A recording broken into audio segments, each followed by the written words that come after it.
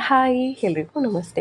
ಕೆಲವೊಂದಿಷ್ಟು ಗ್ರಾಸರಿ ಖಾಲಿಯಾಗಿತ್ತು, ಹಾಗಾಗಿ ತರೋಣ ಅಂತ ಹೇಳ್ಬಿಟ್ಟು ರೆಡಿಯಾಗಿದ್ದೀವಿ. ಹೋಗಬೇಕಾದ್ರೇ ಹೋಗೋದ ಬೇಡ ಅಂತ ಅನ್ನಿಸ್ತಾ ಇತ್ತು. ಮೋಡ ಮಳೆ ಕೂಡ ಬರ್ತಾ ಇತ್ತು.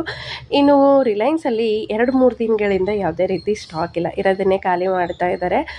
ಇನ್ನೂ 2 ದಿನ ಆಗುತ್ತೆ ಹೊಸ ಸ್ಟಾಕ್ ಬರೋದಕ್ಕೆ ಅಂತ ಹೇಳ್ತಾ ಇದ್ರು. ಕೆಲವೊಂದು ಸಿಕ್ತು, ಕೆಲವೊಂದು ಸಿಗಲೇ ಇಲ್ಲ. ಈ ವಿಶಾಲ್ ಮಾರ್ಟ್ ಆಯಿತು, ರಿಲಯನ್ಸ್ ಮಾರ್ಟ್ ಆಯಿತು, ಏನೇ ತೊಗೋಬೇಕಾದ್ರೂ ಖಂಡಿತ ಒಂದು ಸರಿ ಡೇಟನ್ನೆಲ್ಲ ಚೆಕ್ ಮಾಡಿ. ಯಾಕಂದರೆ ಮೇ ತಿಂಗಳಲ್ಲಿ ಮುಗ್ದಿರೋಂಥ ಸುಮಾರು ಪ್ರಾಡಕ್ಟ್ಸ್ ಹಾಗೇ ಇತ್ತು. ಹಾಗಾಗಿ ಇನ್ನು ಹಲಸಿನಣ್ಣು ಕೂಡ ಸಿಕ್ಕಿತ್ತು, ಬರ್ತಾ ತೊಗೊಂಡು ಬಂದಿದ್ವಿ. ಮಕ್ಕಳಿಗೆ ತಿನ್ನಿಸ್ತಾ ಇದ್ದಾರೆ. ಹಾಗೆ ನಾನು ತೊಗೊಂಡು ಬಂದಿರೋದೇನಿದೆ ಅದೆಲ್ಲನೂ ರೀಫಿಲ್ ಮಾಡ್ಕೊಳ್ತಿದ್ದೀನಿ.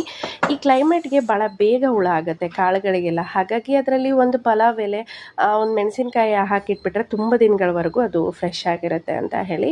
ಇನ್ನು ನಾನು ರೆಗ್ಯುಲರ್ ಆಗಿ ರೊಟ್ಟಿಗೆ ಎಳ್ಳನ್ನು ಹಚ್ತಾ ಇರ್ತೀನಿ. ಕರಿದು ಮತ್ತು ಬಿಳೆ ಎಳ್ಳನ್ನು ತೊಗೊಂಡು ಬಂದಿದ್ದೆ. ಅಲ್ಲಿ ಕೊತ್ತಂಬರಿ ಹಾಗೆ ಬಾಳೆಹಣ್ಣು ಕೂಡ ಫ್ರೆಶ್ ಆಗಿತ್ತು ಅಂತ ಹೇಳಿ ಅದನ್ನು ತೊಗೊಂಡು ಬಂದಿದ್ದೆ. Please subscribe. Thanks for watching.